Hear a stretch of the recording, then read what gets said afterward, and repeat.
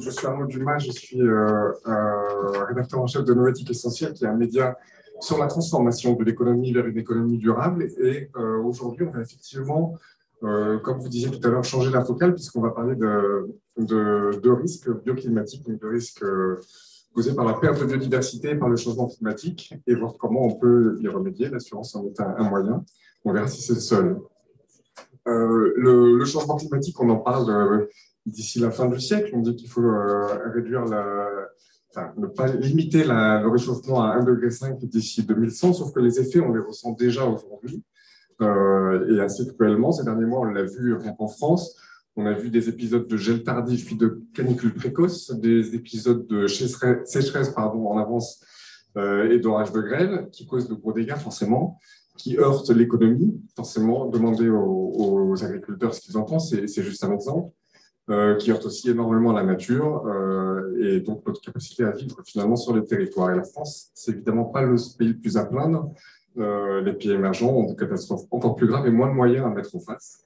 On a un exemple assez facile, assez frappant surtout, c'est celui des États insulaires qui, à chaque COP, tentent de faire remarquer qu'en cas de montée des eaux, avec la montée des eaux, ils risquent de disparaître. Ces pertes économiques qui sont engendrées au niveau mondial sont chiffrées tous les ans par les assureurs et les réassureurs en général. Ce chiffre de pertes économiques franchit allègrement la barre des 200 milliards de dollars par an. C'était avant une exception. Aujourd'hui, c'est presque la norme. Pour 2021, Swiss Re, concurrent de Score, a évalué le risque à 270 milliards de dollars. Enfin, évalué les pertes économiques, à 270 milliards de dollars dans le monde. Et moins de la moitié de ces pertes étaient assurées. Donc, c'était un peu plus de 110 milliards, je crois, qui étaient assurés. Pour cette partie assurée, finalement, elle pourrait devenir inassurable à terme parce que ces risques climatiques, qui étaient des risques, deviennent de moins en moins des risques, mais des certitudes. C'est un aléa qui disparaît, donc c'est difficile à assurer quelque chose qui n'est plus un aléa. Ça devient une réalité tangible. Donc, ça va être justement le sujet de notre table ronde. Comment est-ce qu'on peut s'organiser face à ces événements climatiques qui s'enchaînent, à la perte de la biodiversité, et comment faire en sorte que le monde reste vivable. Avec nous, donc, comme on disait tout à l'heure, on a deux experts. Michel Lacroix, donc vous êtes en gros la directrice de développement durable de la Score, qui est un réassureur français. La réassurance, le réassureur, c'est l'assurance des assureurs. C'est l'assureur des assureurs, c'est-à-dire que c'est le payeur en dernier au sol. C'est important dans le débat qui nous attend parce que à un moment donné, quand la catastrophe naturelle est trop importante, c'est la solvabilité de l'assureur qui est en cause. On n'est plus dans une cause sociale, on est dans est-ce qu'on va faire défaut ou pas. On n'est pas dans un système où à la fin, les pouvoirs publics vont prendre leur part. C'est nous qui sommes véritablement les derniers payés. C'est effectivement ce qu'on va voir.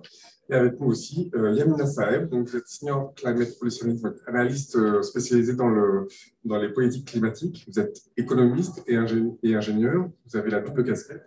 Et vous êtes aussi une rédactrice responsable du dernier rapport du GIEC, qui est paru au mois d'avril, il n'y a pas très longtemps.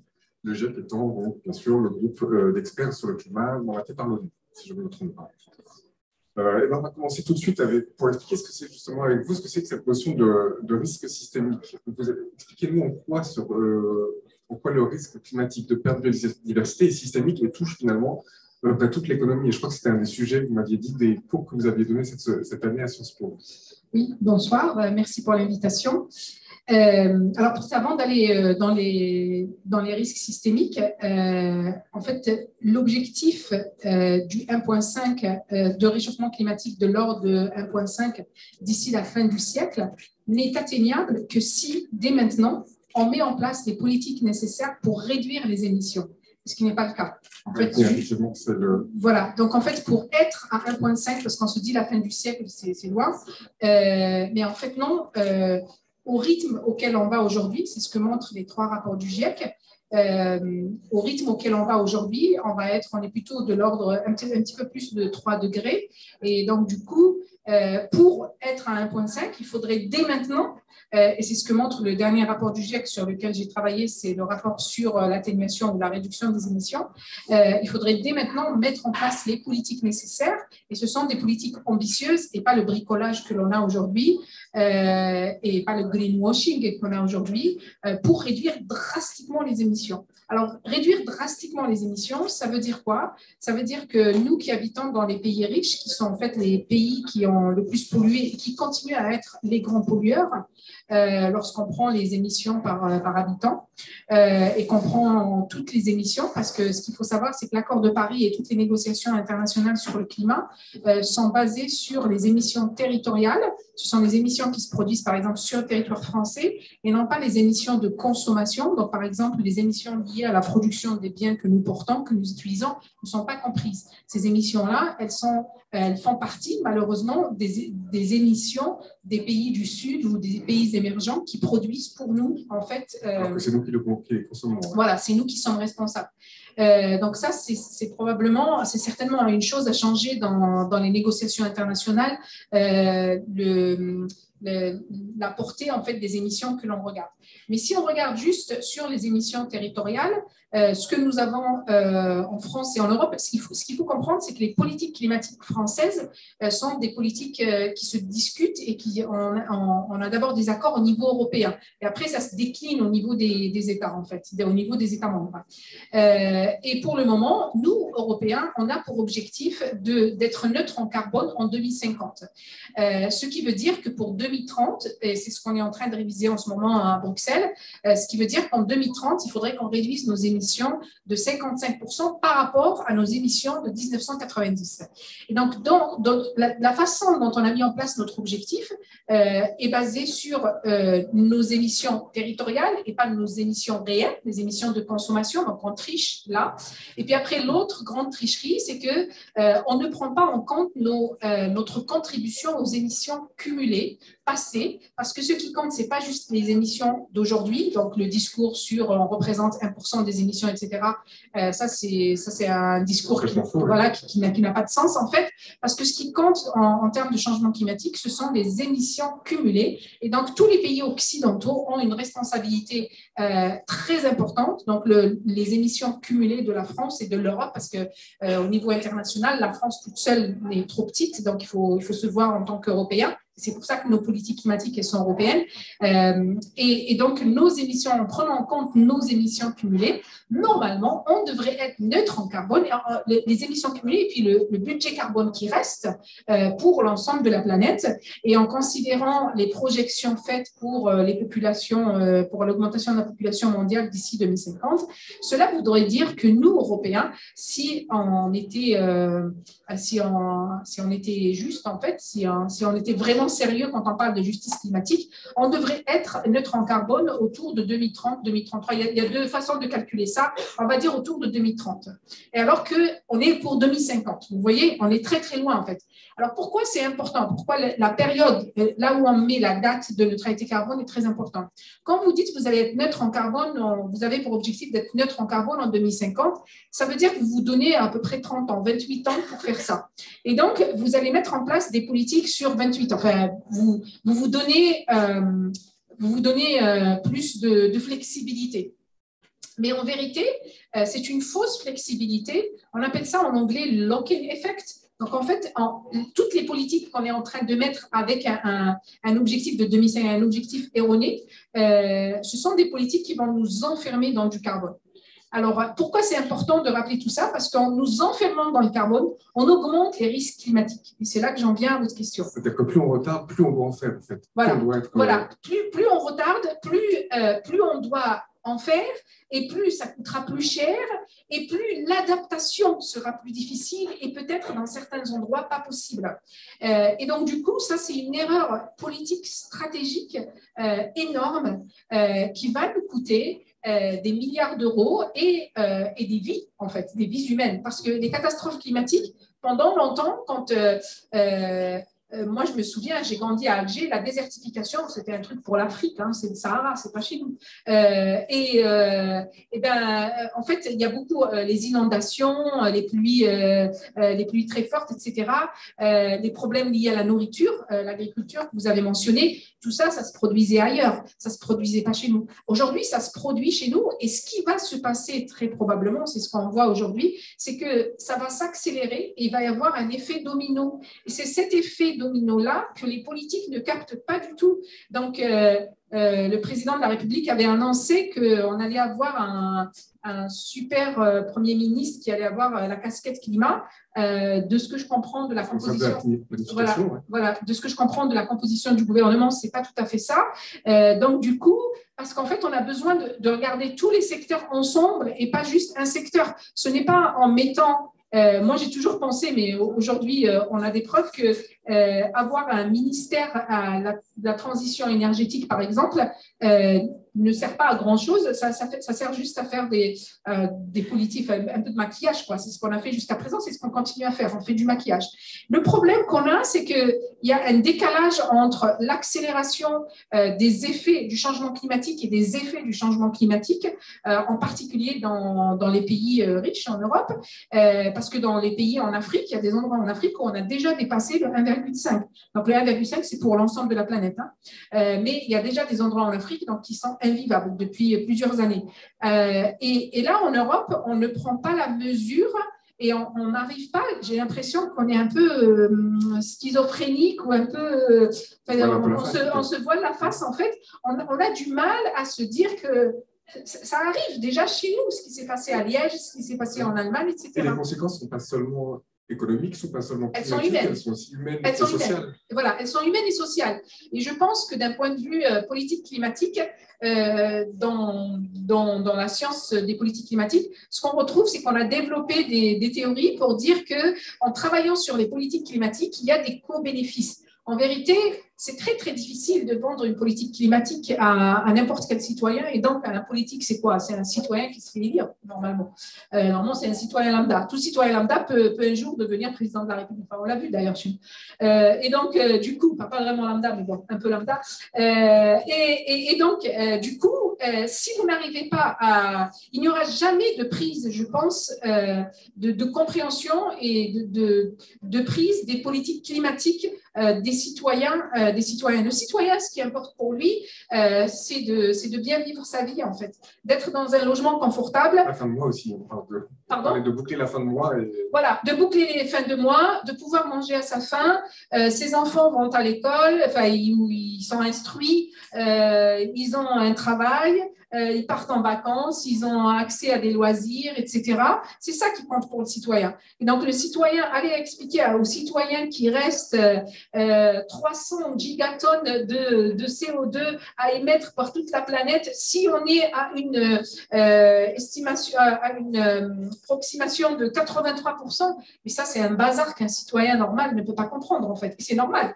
Parce que c'est un peu comme si vous veniez, moi je n'ai pas fait des études de médecine, c'est comme si qu'à moi on venait m'expliquer tout, si par exemple les tumeurs, les cancers, on m'expliquait tout le bazar technique. On ne m'expliquerait jamais ça en fait. Qu'est-ce qu'on m'expliquerait si jamais j'étais malade?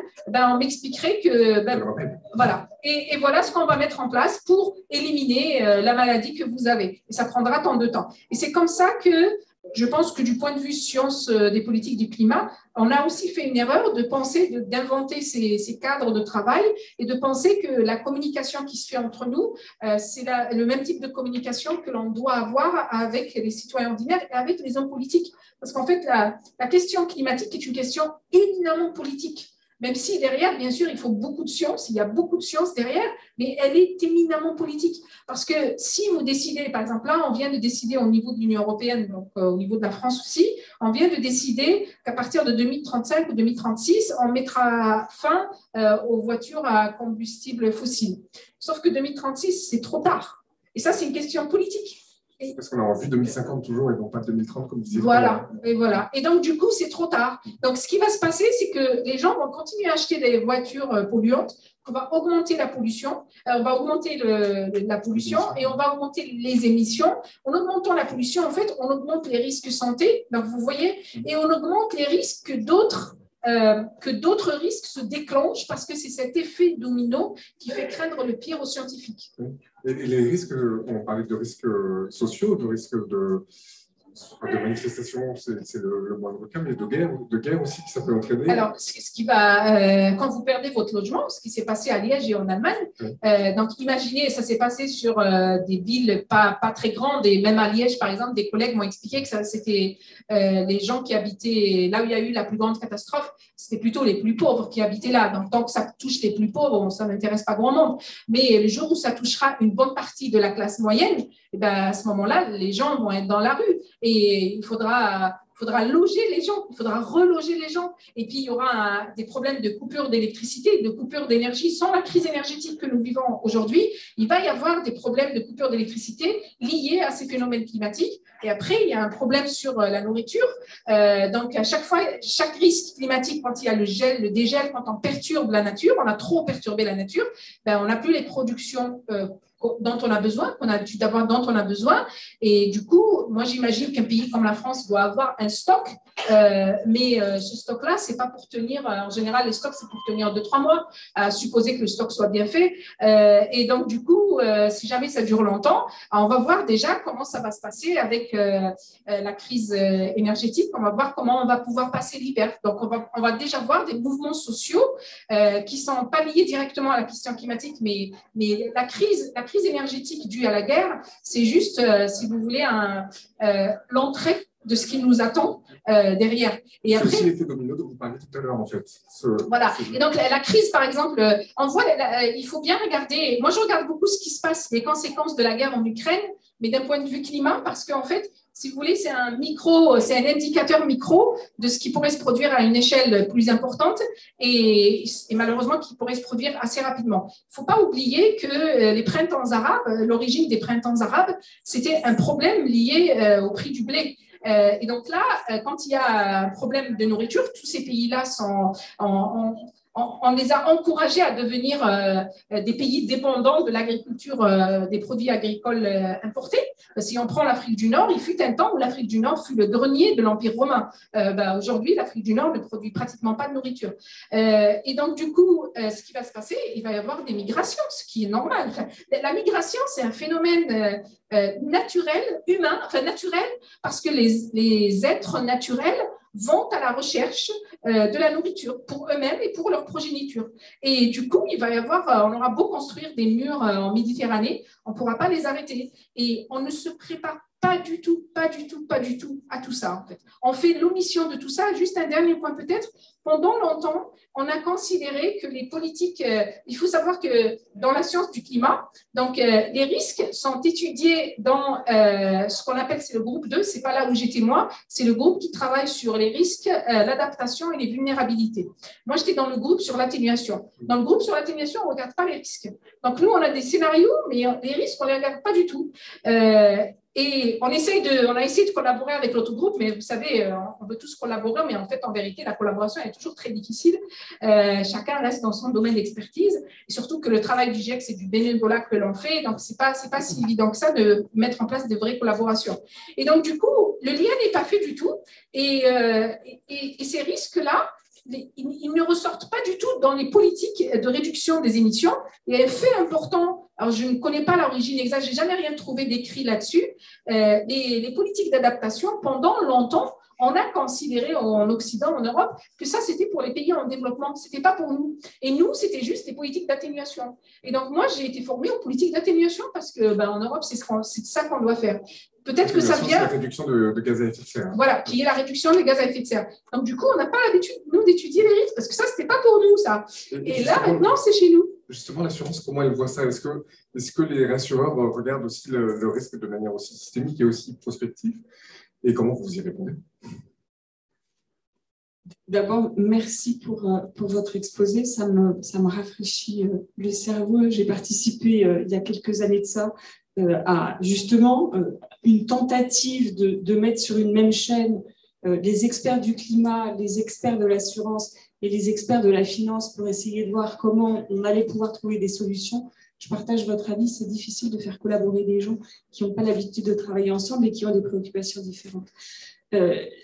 le monde de l'assurance, c'est véritablement le monde de la connaissance des risques. Donc, on part des scénarios qui sont proposés par les experts du climat et le but de l'assureur, c'est d'arriver à tarifer, imaginer les risques qui pourraient se produire et la façon dont on peut les tarifer au plus juste. Pourquoi je dis au plus juste? Parce qu'en fait, c'est un tout petit peu ce que je disais au début, on ne peut pas, le monde de l'assurance n'est pas un puissant fond. On a un montant de capital qui est ce qu'il est, et avec ça, il va falloir qu'on arrive à optimiser la couverture que l'on va pouvoir produire, que l'on va pouvoir offrir, et le réassureur, il est encore derrière, c'est-à-dire lorsque l'assureur n'a plus assez d'argent, c'est lui qui va prendre le relais pour assurer à la fois les biens et les populations. Pour réussir ce défi, on est obligé de pratiquer ce que les financiers connaissent bien, qu'on appelle la diversification. La diversification, elle part du principe que la probabilité pour que la même année, on ait des ouragans aux États-Unis, des typhons en Asie, des tempêtes en Europe et des inondations en Afrique, elle est très faible. Et on avait calculé chez SCOR il y a quelques années que si l'on prend les six plus grandes catastrophes naturelles, alors pas seulement climatiques, il y avait un tremblement de terre avec tout ça, mais si on prenait les 6 plus grandes catastrophes naturelles du monde, la probabilité pour qu'elles arrivent la même année était d'une fois tous les 17 milliards d'années. Donc, c'est en combinant des risques dans des endroits différents que certaines années, on va collecter des primes en Asie et puis on va payer des sinistres aux États-Unis, je la fais courte, et puis d'autres années, on va collecter des primes en Europe pour payer les sinistres aux États-Unis. À partir du moment où on arrive dans le monde que l'on connaît aujourd'hui, avec une montée des périls à la fois en termes d'intensité, c'est-à-dire que ça tape de plus en plus fort, et en termes de fréquence, ça tape de plus en plus souvent, on finit par s'apercevoir que ce principe de diversification, il est de plus en plus difficilement supportable. Et ça veut dire quoi? Ça veut dire mécaniquement une augmentation des primes, une augmentation des primes d'assurance. Et c'est ce que vous disiez au début. À partir du moment où la probabilité que la maison que j'occupe en Floride soit victime d'un ouragan chaque année, si je suis dans cette configuration-là, le prix de l'assurance, je peux vous la donner, c'est le prix de la maison. Tous les ans. Tous les ans. Donc, ce n'est pas assurable, en fait. Et c'est exactement ce que l'on dit quand on dit à 4 degrés, enfin ce que disait Henri de Castres, ancien président d'AXA, lorsqu'il disait « un monde à 4 degrés n'est pas assurable ». C'est-à-dire qu'à un moment donné, l'économie, le système économique, l'écosystème de l'assurance ne sera plus acceptable, ne sera plus supportable. Donc, il faut à la fois agir sur des stratégies d'atténuation et sur des stratégies d'adaptation pour faire en sorte que, effectivement, on arrive à déplacer les populations à temps et on arrive effectivement à contenir ce réchauffement climatique pour ne pas atteindre des points de non-retour qui feraient que trop d'espaces ne sont plus assurables. La réassurance, l'assurance et la réassurance ne peuvent pas tout. On se rend compte que les montants que vous décriviez tout à l'heure, les centaines de milliards de dollars d'indemnisation annuelle, à un moment donné, les pouvoirs publics vont devoir prendre leur part du gâteau parce qu'on ne pourra pas simplement, à travers la sphère privée, trouver suffisamment d'argent pour assurer ces indemnités. Ce qu'il faut comprendre également, et peut-être vous n'avez pas assez, vous n'avez pas assez insisté là-dessus, c'est qu'il y a un décalage entre l'accumulation des gaz à effet de serre dans l'atmosphère que l'on connaît maintenant et ce qui se passera en termes d'événements climatiques dans 10 ans ou dans 20 ans. C'est-à-dire que le temps qu'il va falloir avant que l'on voit les effets, ce n'est pas instantané. On est encore et toujours dans cette tragédie des horizons qu'a très bien décrit Marc Carnet en disant que les personnes qui prennent aujourd'hui les décisions, notamment qui ont un impact sur le climat, ne sont pas celles qui en subiront les conséquences. Et donc, on se retrouve avec aujourd'hui, ce qui se passe aujourd'hui, c'est le résultat des stratégies climatiques et de l'accumulation de gaz à effet de serre, mais pas de 2020 et de 2021, de tout ce qui s'est passé avant nous. Et donc, même si de façon drastique, même en collapsologue, on dit demain, plus personne ne consomme rien, le boulet du réchauffement climatique, il est derrière nous et il n'est pas encore arrêté. Et ça, il faut vraiment le comprendre parce que même si on arrivait à être très vigilant, et on en est très loin, avant on a une espèce d'inertie de l'augmentation de la sévérité et de l'intensité qu'on va avoir beaucoup de mal à freiner. Donc, une fois qu'on a dit ça, ce n'est pas très rassurant. La deuxième remarque que je voudrais faire, c'est que le métier de l'assureur, depuis toujours, c'est de protéger des personnes. Même quand on protège des biens, indirectement, on va protéger un outil de travail, c'est-à-dire la capacité des personnes à travailler, on va protéger leur maison et on va protéger leurs personnes à travers différentes lignes de métier. Historiquement, un certain nombre de zones géographiques avaient déjà beaucoup de difficultés à s'assurer. Et je pense notamment aux pays les plus pauvres. Et le paradoxe de tout ça, c'est que ce sont eux qui subissent de plein fouet les effets du changement climatique. C'est-à-dire que non seulement ils ne pouvaient pas s'offrir l'assurance quand ça ne valait pas encore très cher, maintenant qu'elle devient hors de prix compte tenu de l'intensité et de la fréquence des événements, ça devient de plus en plus compliqué. Donc, les assureurs et les réassureurs réfléchissent à des solutions qui permettent de pooler, c'est-à-dire de faire bénéficier les plus pauvres d'initiatives éparses qui commencent à trouver des solutions. Et puis, il y a d'autres agents économiques qui commencent aussi à s'intéresser à la façon de protéger leur chaîne de valeur, notamment des entreprises de l'industrie agroalimentaire qui, elles, sont directement touchées par des catastrophes naturelles qui pourraient avoir un impact sur leurs producteurs. Quand on est dans une chaîne de valeur de café, par exemple, de pouvoir protéger ses propres producteurs de café. Et donc, se mettre en place à l'intérieur des chaînes de valeur un certain nombre d'assurances,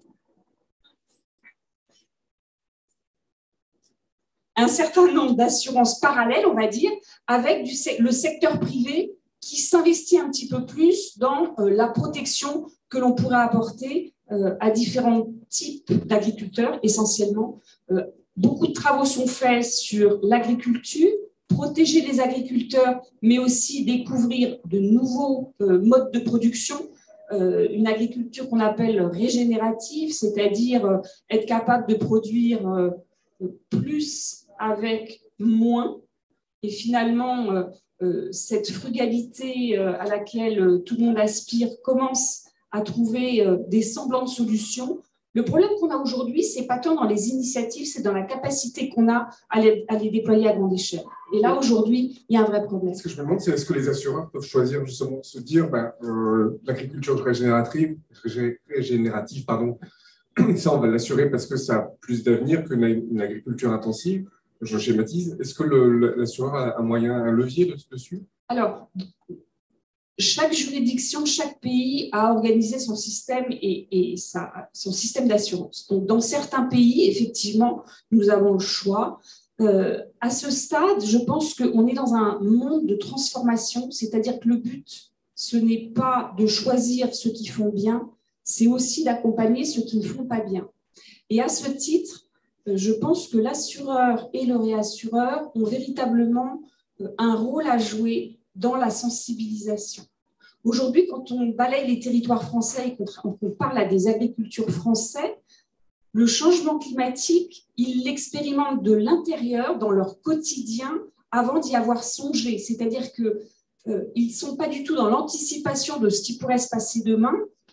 Il y a une espèce de... C'est ce que vous disiez tout à l'heure, il y a une forme de déni pour certains, mais c'est aussi vrai, et c'est surtout vrai pour les agriculteurs, pour tout un tas de raisons. Et le moment où ils se retrouvent face au sinistre, c'est trop tard. Alors, on peut reconstruire, et on peut reconstruire différemment, et on peut replanter différemment, mais il y a tout un travail d'éducation à faire, et l'assureur direct, ce que nous ne faisons pas, mais l'assureur a un véritable rôle à jouer dans son contact avec les agents économiques individuels, les agriculteurs, mais d'autres secteurs d'activité également. Il a une capacité à expliquer le risque, à proposer des solutions et à encourager par la tarification, malheureusement c'est souvent par là que ça passe, encourager des pratiques qui sont beaucoup plus résilientes et qui permettront potentiellement trouver des solutions. Alors, Yamina Saïf, je crois que vous vouliez réagir. Je voulais réagir sur 2 points. Je pense qu'il y a de sérieux problèmes dans l'industrie de l'assurance. Le premier problème, c'est ce que vous avez décrit. Vous avez dit si vous êtes en Floride et qu'il y a un risque d'ouragan, je pense, tous les ans, et donc le prix de votre assurance, ça va être le prix de la maison, ce qui veut dire en gros que vous, assureur, vous prenez aucun risque. Donc le risque, c'est pour le citoyen et les profits, c'est pour l'assureur. Ça, c'est là où l'État la puissance publique doit intervenir, en fait. Voilà. Alors, pourquoi on en est arrivé là? Parce que l'assurance, c'est un système privé. Et alors que l'assurance devrait être un truc public et pas du tout privé. Parce que si c'est privé, n'importe quelle entreprise privée a pour objectif de faire du profit. Elle n'a pas pour objectif de répondre à une question d'ordre sociétal. Donc ça, c'est la première chose. Et après, la deuxième chose, vous avez dit qu'il faut assurer ceux qui font bien et ceux qui font moins bien ou qui ne font pas bien. Maintenant, en fait, en assurant ceux qui ne font pas bien, vous continuez à encourager les pratiques qui conduisent à la catastrophe climatique. Donc, vous contribuez quelque part à la catastrophe climatique, indirectement, mais vous contribuez. Et ça ne va pas du tout. Je pense que ce qui est facile, c'est d'imaginer le monde de 2050. Je pense que la transition, c'est quelque chose sur lequel il faut travailler. Et la capacité, si on dit non à chaque client qui n'est pas déjà dans le système dans lequel il devrait être, même en 2030, ça nous laisse encore 8 ans, je pense que c'est une erreur de ne pas accompagner. Le rôle de l'assureur, c'est d'être aux côtés de l'économie réelle.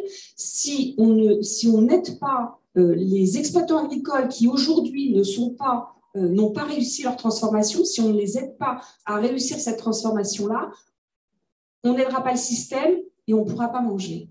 Donc, on a un véritable rôle de conversion. Ça ne veut pas dire qu'on va éternellement rester aux côtés de ces gens-là, mais ça veut dire qu'il faut qu'on leur propose d'autres solutions, que potentiellement on fasse des tarifications différenciées en fonction de leurs pratiques, mais ne pas, c'est un grand débat, hein, mais ne pas assurer une partie extrêmement importante de l'économie sous prétexte qu'elle n'est pas déjà là où elle devrait être.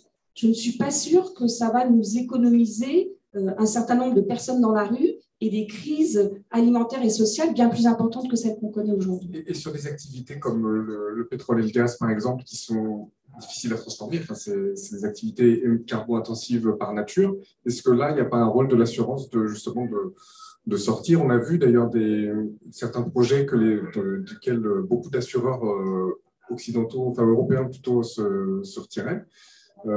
Parce qu'ils étaient dans le secteur de l'oil and gas. Est-ce que ça, c'est aussi un moyen d'éviter les émissions futures?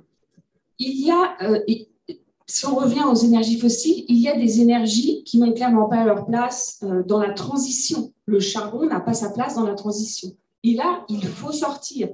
Le gaz, aujourd'hui, reste malheureusement... Je sais que le GIEC n'est pas d'accord, mais pas le GIEC, c'est la science. La science n'est pas d'accord, mais lorsque je rentre chez moi et que j'appuie sur l'interrupteur, je reste quand même contente qu'on ait un tout petit peu d'électricité. Et si aujourd'hui on ferme tout le gaz, on n'aura pas d'électricité. C'est un drame, on est en train de rouvrir des centrales à charbon parce qu'on ne peut plus utiliser le charbon de la Russie, le gaz de la Russie. Donc, à un moment donné, il faut savoir ce que l'on veut. Les Gilets jaunes ont montré qu'on ne pouvait pas aller trop vite. On ne va pas assez vite, je suis la première à le dire, mais il faut trouver le juste milieu entre ce que nous impose la science et l'obligation de réalisme. Je ne crois pas que ne plus assurer aucun... je ne parle pas de développement de charbon, de gaz et de pétrole, je parle d'usines existantes, d'usines de production existantes. Je ne crois pas que fermer toutes les usines de gaz et fermer toute la production de pétrole aujourd'hui soit viable. Est-ce que je peux intervenir là-dessus? D'abord, on parle souvent de transition énergétique, etc. Je pense que le mot transition n'est pas le bon mot. Ce qu'il faut, c'est une métamorphose de nos économies.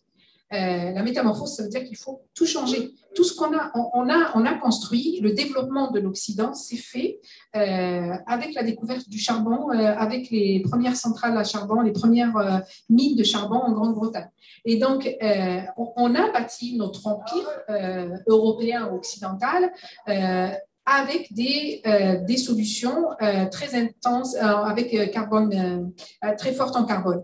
Et tout ça va conduire à une catastrophe planétaire, humaine. La planète va nous survivre. C'est nous qui n'allons pas survivre. C'est nous.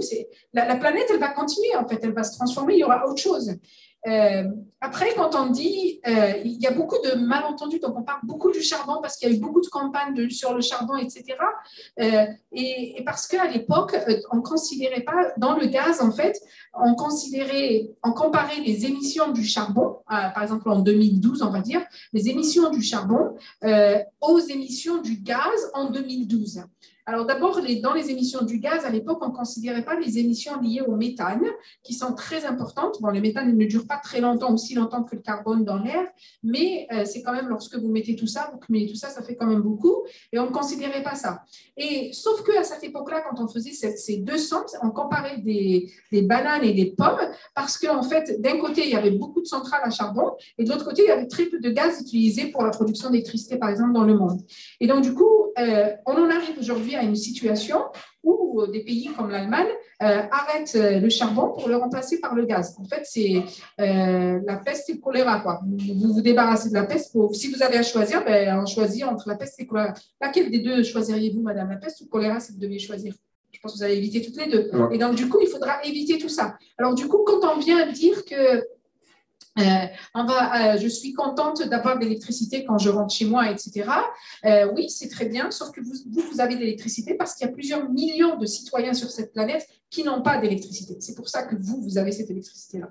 Et c'est pour des raisons historiques que nous sommes dans cette situation-là. Et ça, ce n'est plus possible. Ça ne sera plus possible dans le monde de demain. Déjà en 2030, la population européenne, en fait, on a une population vieillissante et du coup, le développement, il ne se fera pas chez nous, il se fera ailleurs. Et donc, ce bouton-là, cet interrupteur sur lequel on appuie aujourd'hui aussi facilement, je ne crois pas que ça sera possible pour nous en 2030 si on ne met pas aujourd'hui les politiques nécessaires pour que d'ici 2030, il faudrait qu'on ait arrêté toutes les installations qui nécessitent des énergies fossiles. On n'a pas d'autre choix, c'est ça qu'il faut comprendre. On n'a pas d'autre choix, et ça, ce n'est pas le GIEC qui le dit, ce n'est pas la science qui le dit, c'est la planète Terre qui nous le dit. La science ne fait que traduire ce que la Terre n'arrête pas de nous dire.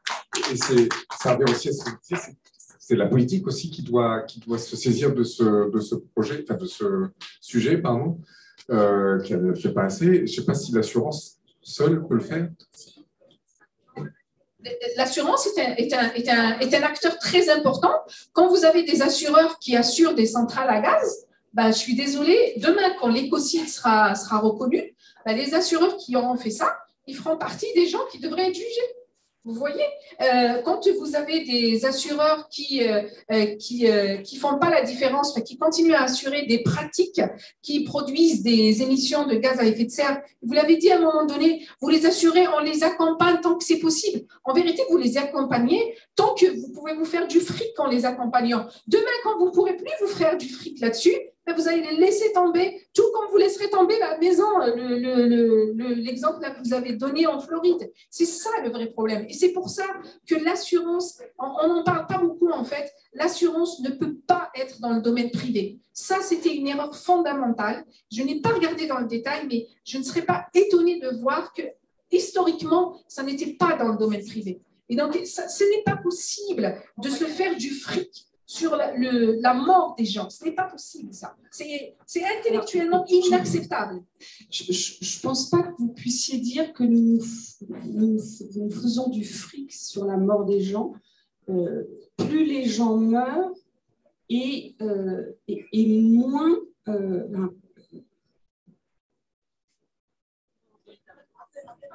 avez trouvé d'autres clients? Vous en faites pas. J'aimerais revenir sur le côté. Je pense que je comprends votre réaction et je comprends aussi la réaction de la salle. Le monde de l'assurance et de la réassurance est un monde extrêmement complexe à expliquer. Je vais vous parler de la société SCOR dans laquelle je travaille. Vous pouvez regarder depuis 5 ans, nous perdons de l'argent en indemnisant les catastrophes naturelles. Et on continue à le faire quand même. La question qui se pose, c'est de savoir à quel moment les pouvoirs publics vont rentrer dans la danse, mais on est les premiers à le demander. Nous sommes, c'est ce que j'essayais de dire au début, en tout cas les réassureurs, nous sommes les assureurs en dernier ressort. Si nous disparaissons, les assureurs apporteront moins de couverture. Aujourd'hui, nous n'existons que parce que les pouvoirs publics ne jouent pas leur rôle. Et l'indemnisation des catastrophes naturelles, c'est un premier pas vers l'assurance publique, en quelque sorte? Alors, dans certains pays, oui, il y a un certain nombre d'initiatives qui sont prises, dans lesquelles les pouvoirs publics essayent de participer. Les moyens sont limités, et encore une fois, ce qui est possible au niveau de la réassurance mondiale et qui sera vraisemblablement plus compliqué au niveau d'un État si les pouvoirs publics prenaient le relais, c'est cette histoire de diversification. Encore une fois, si nous pouvons payer les catastrophes naturelles dans un pays, c'est parce que ça ne se produit pas systématiquement dans tous les pays chaque année. Et qu'on le veuille ou non, à un moment donné, pour pouvoir indemniser, il faut avoir un peu d'argent en réserve. Sinon, on va encaisser des primes et on dira à ceux qu'on a assurés, on n'a pas d'argent pour vous indemniser. Alors, on peut être d'accord ou pas d'accord avec le fait qu'il faut avoir un matelas de sécurité, mais le rôle de l'assureur et le rôle du réassureur, c'est de se constituer un matelas de sécurité. C'est vrai pour le climat, mais c'est aussi vrai pour la santé. Parce qu'il y a des gens qui sont plus souvent malades que d'autres, et il y en a d'autres qui sont moins souvent malades. Ben, c'est triste à dire, mais celui qui n'est jamais malade, il a payé des cotisations et il n'en a pas bénéficié. Et celui qui est tout le temps malade, il est content d'avoir payé à peu près la même police d'assurance et d'avoir une couverture qui est bien supérieure. C'est le principe de l'assurance. C'est la même chose avec l'assurance auto. On ne va pas refaire le monde de la mutualisation, mais voilà, il y a ceux qui payent beaucoup et qui n'ont pas beaucoup de besoins, et il y a ceux qui payent beaucoup et qui ont beaucoup de besoins. Et c'est un problème, c'est une histoire de mutualisation. Ce que fait le réassureur, il mutualise au niveau international. Les nations, les États ne pourront jamais bénéficier de cette capacité de diversification. Ça risque d'être un poids difficile à tenir dans un budget national. Ce que je vois, c'est une limite quand même au système que vous avez évoqué, qui est le fait que si le risque n'est plus un risque, mais une réalité, un quotidien, l'assurance, il n'y a plus d'assurance possible ou nécessaire même, donc qu'elle soit publique. Alors, ça vous heurte, mais c'est le principe de réalité. Et ce n'est pas une histoire de faire du fric ou de ne pas faire du fric. Si, imaginez que je sois un assureur local dans une ville, mon business model, c'est la ville. Si je sais que chaque année, toutes les maisons de la ville seront détruites, je ne peux pas faire autrement que de demander à chacun de me payer le prix de sa maison. C'est économique. Nous n'avons pas de planche à billets cachée dans les sous-sols de notre entreprise et nous ne pouvons pas créer plus d'argent que le montant des primes totales que nous collectons sur différentes activités. Est-ce que je peux poser une question? Pour le prendre autrement, le groupe SCOR est un groupe énorme au niveau international, avec une capacité de transformation qui est colossale. Vous ne pouvez pas imposer aux assureurs qui sont eux-mêmes des acteurs de transformation à la fois en termes d'assurance, des biens, des entreprises, des personnes, mais aussi en tant que gestionnaire d'actifs. Donc, ils sélectionnent et ils financent une énorme partie de l'économie. Donc, vous, en tant que finalement Dieu des assureurs, c'est comme ça qu'on nomme votre président, M. Kessler, quelle serait votre injonction, quelle serait votre ordonnancement, quelle serait votre feuille de route pour essayer de transformer tout ça? Parce qu'évidemment, vous n'êtes pas un puissant fond, mais comment amorcer cette transformation rapidement pour que ça change? Alors, là où vous avez raison, c'est pas amorcer, c'est rapidement. Ça fait des années que nous travaillons avec nos clients pour justement leur apporter d'abord la connaissance et la compréhension du sujet. Pardon? Comment on transforme? À côté de la sensibilisation, comment on transforme? Comment on transforme? Mais en leur proposant des tarifications différenciées, en accompagnant des business models résilients, en favorisant la résilience par rapport à des business qui ne sont pas résilients, en leur montrant des solutions. Ce que nous ne pouvons pas faire, c'est leur dire vos risques augmentent et nos primes baissent. Et si c'est ce que vous voulez nous faire dire, non, pas du tout. En tant que réassureur, vous réassurez ou ne réassurez pas les assureurs. Donc, vous pouvez être un levier sur les assureurs. Bien sûr. Donc, vous pouvez édicter, normaliser, guider. Vous pouvez dire, moi, je ne fais plus le boulot de la CCR, qui est de réassurance publique, qui existe en France pour réassurer les catastrophes naturelles. Vous pouvez dire, moi, je ne réassure plus tel ou tel risque, ou alors je privilégie tel assureur qui aurait telle conduite plutôt que telle conduite. C'est exactement ce que nous faisons. Voilà, donc ma question très concrète, et pour être positif, parce que j'ai l'impression que ça est en train de tourner au... Qu'est-ce qu'on peut faire, qu'est-ce que vous pouvez faire en tant qu'influenceur colossal de cette communauté d'assureurs? Qu'est-ce que vous pouvez faire pour que cela agisse plus vite, plus fort?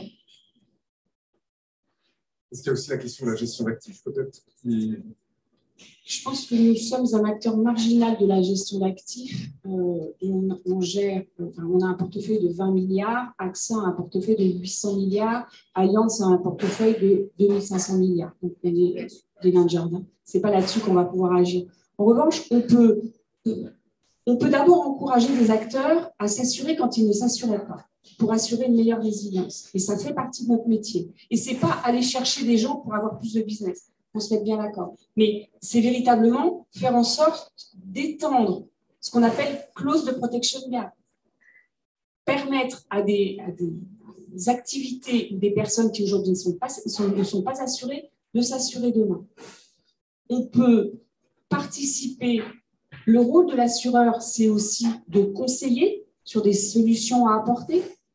On peut, comme on le fait dans certains cas, participer à des partenariats publics-privés dans lesquels nous essayons justement, en accompagnant des États, en accompagnant des initiatives de gouvernement, d'augmenter la couverture assurantielle. Vous pouvez décider de ne plus assurer ou réassurer toutes les activités qui émettent des gaz à effet de serre. On peut, on a le droit. Vous ne l'avez pas fait jusqu'à présent. Est-ce que ce n'est pas une partie de la feuille de route de l'Alliance des assureurs sur le net zéro? Si, et puis,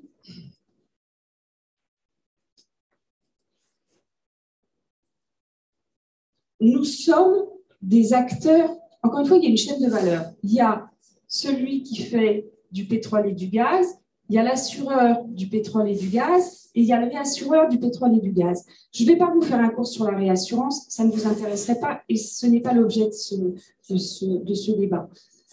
Les assureurs nous donnent des pools de portefeuille. Lorsque l'on peut trier, on trie. Lorsqu'on ne peut pas trier, on prend ce qu'ils nous donnent. Votre position, ce serait qu'on ne devrait pas prendre. On est aux côtés de l'économie réelle. Si on veut transformer, il faut qu'on soit là. On peut décider qu'on change notre business model et qu'on est auprès exclusivement des énergies vertes et des gens qui vont bien. Ce n'est pas le choix qu'on a fait, parce que nous pensons que nous devons être un acteur de la transformation, nous devons accompagner nos clients. Vous ne pensez pas que nous avons ce moyen-là, nous pensons que nous pouvons le faire. Un certain nombre de nos clients nous écoutent, il y en a qui progressivement modifient leur business model. On ne travaille pas qu'avec Total, BP et Exxon, je vous rassure. On travaille avec un certain nombre d'agents économiques qui sont plus ou moins gros dans un certain nombre de pays. Donc, pour répondre à votre question, il y a la décarbonation des portefeuilles qui effectivement est sur la feuille de route de la Net Zero Insurance Alliance. Donc, c'est baisser globalement les émissions de gaz à effet de serre de nos portefeuilles, c'est-à-dire du portefeuille de nos clients. C'est faire de l'engagement, c'est-à-dire essayer de transformer au maximum les business models de nos clients et c'est favoriser les énergies vertes autant que l'on peut. Et ce sont c'est la combinaison de ces trois leviers qui aura un impact sur l'économie. Non, madame, le premier levier, excusez-moi de vous interrompre, le premier levier que vous avez cité, qui est la réduction des émissions dans votre portefeuille des activités liées aux énergies fossiles, ce n'est pas la réduction qu'il faut, c'est l'élimination, madame. C'est trop tard pour la réduction. Ça, c'est ce qu'il fallait faire il y a 20 ans. Maintenant, il faut éliminer, il faut arrêter de réassurer ces Est-ce que activités-là. c'est un sujet sur lequel le GIEC travaille justement sur la manière dont les Non, en fait, portefeuilles alors il n'y a pas de littérature scientifique vraiment là-dessus. C'est assez abstrait en fait ce qu'ils font, leur machine là, c'est une machine qui n'est pas très regardée du point de vue de la science. Le GIEC ne fait pas sa propre recherche, le GIEC n'est pas un centre de recherche, le GIEC fait une synthèse de l'état de la science sur cette question-là. Malheureusement, cette question-là n'est pas vraiment abordée dans la science parce qu'il y a manque de transparence du côté des assurances et des réassureurs. Mais si vous comprenez qu'il y a urgence climatique, ça veut dire qu'il faut arrêter. Vous n'aidez pas les gens à se transformer, vous n'aidez pas à transformer les business models en continuant à réassurer des business models qui tuent. En fait, les énergies fossiles tuent. Vous contribuez au crime, madame. Mais pas madame directement. Pas vous directement. Mais on en vient à... Et les voitures? Et les voitures? Les voitures aussi tuent.